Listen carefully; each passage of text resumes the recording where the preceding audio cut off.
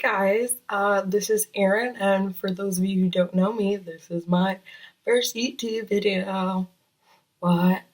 Over the last few months, I have been contemplating over and over again when I should start a YouTube video, what should my first topic be about, but yesterday when I heard the news about the things that Trump had already been doing on his third day of presidency, I felt like this was the show that I needed to begin with. So, the primary focus of this first show will be to talk about Trump, what's been happening, and what's been happening in the last few days.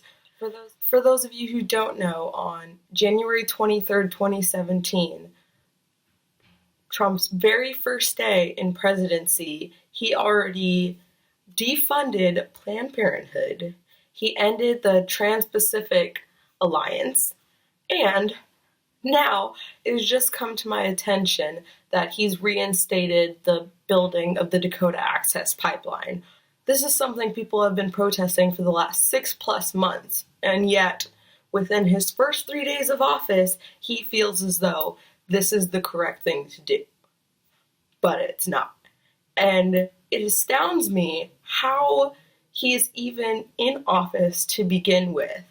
I'm currently studying abroad right now in London, and I didn't think that coming over here I would witness so many anti-Trump supporters that are just like me and just like what I believe to be the majority of my country. And when I came over here, I also didn't realize that there may also be Trump supporters that come over here with me.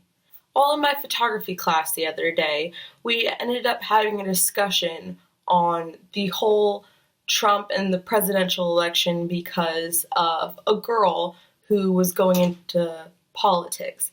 And the teacher asked, did anyone vote for Trump? And so at first, no one raised their hand. But one girl then all of a sudden said, yes, I voted for Trump. And when everyone looked at her and the teacher asked pretty much, why did you vote for Trump? Especially when you see all of these people who are your age and not in support of him, she simply said, I'm from South Carolina, and that's a Republican state. So how does that make sense? How does it make sense for you to justify your voting for this man who is already tearing our country down within his first 3 days of presidency because you're from a Republican state? And because you are from a Republican state, it thereby justifies you voting for the man who is tearing down our country and disabling it and taking away rights that were given to us in the Constitution, and that should be upheld to us. So let me jump back to Trump's defunding of Planned Parenthood. I don't know if you guys realize this, but Planned Parenthood gives millions of people each year, especially women, prenatal care, and it's not only about abortions. And I think that's the misconstrued reality of Planned Parenthood. Everyone assumes that that is the place for abortions and that's all they do, but that's not true. It may be government funded, but these are things that the people need, especially those people that voted for Trump who didn't think they were using it in the first place need, such as healthcare, prenatal care, birth control, STD testing, STI testing. I don't think people realize how much Planned Parenthood is influenced, especially in the Democratic states such as California that are very pro-choice and that are very willing to give money to Planned Parenthood. And I think people don't realize that, how much it is used and how much this will impact our country. I believe as Americans, and especially as young women and the younger generation, we need to come together and we need to be able to stand up against these injustices.